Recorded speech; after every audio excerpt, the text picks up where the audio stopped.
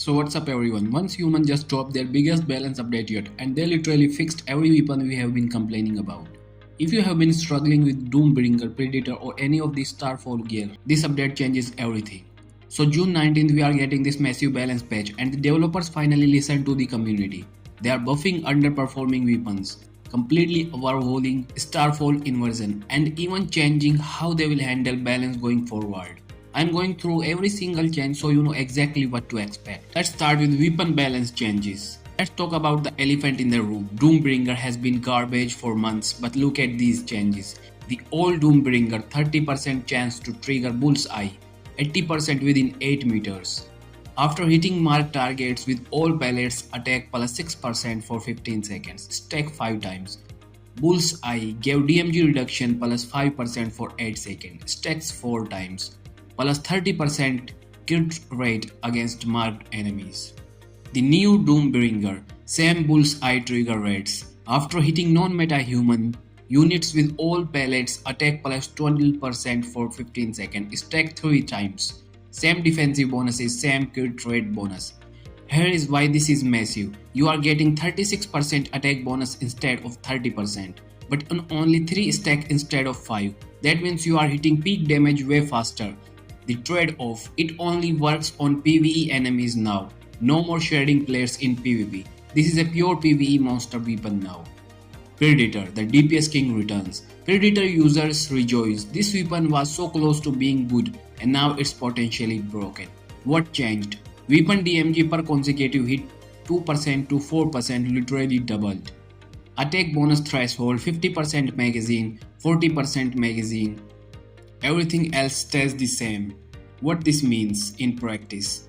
Before you needed 20 consecutive hits to max out your weapon damage. Now you only need 10 hits. Plus you keep that flat 60% attack bonus for way longer since it triggers at 40% ammo instead of 50%. I'm calling it now. Predator might be the new meta for sustained DPS builds. The ramp up time is cut in half. Bingo got a completely philosophic change from jack of all trades to master of one. Old Bingo, weak spot DMG plus 15% for 10 seconds. Stacks 3 times. Attack plus 15% for 20 seconds after weak spot kills. New Bingo, weak spot DMG plus 25% for 10 seconds.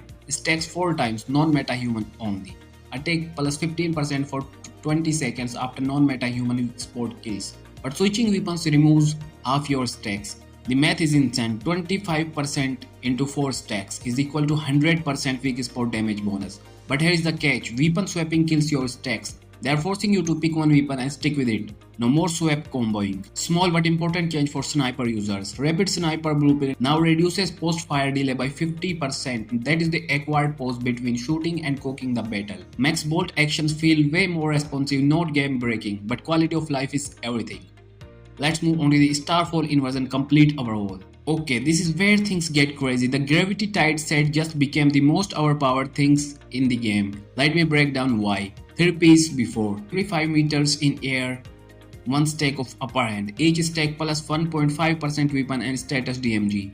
Max 15 stacks, lose 1 every 3 seconds. 4 pieces before, our 10 stacks plus 10% damage bonus. After 30 meter airborne, no decay 20 seconds. 4 pieces now. Over 8 stacks plus 15% damage bonus, easier to trigger, higher reward. After 30 meter airborne, no decay for 30 seconds.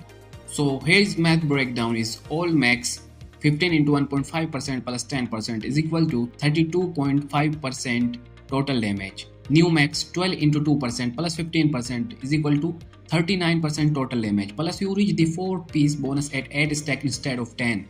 Plus stacks percent longer 5 seconds versus 3 seconds. This set went from interesting gimmick to potentially broken. If you are airborne, you are getting almost 40% damage increase. Downstar got a complete risk reward rebalance. They made it stronger but more dangerous. Distance change, max bonus range shrunk from 10 meters to 5 meters. You need to be way closer to enemies now. Damage increases.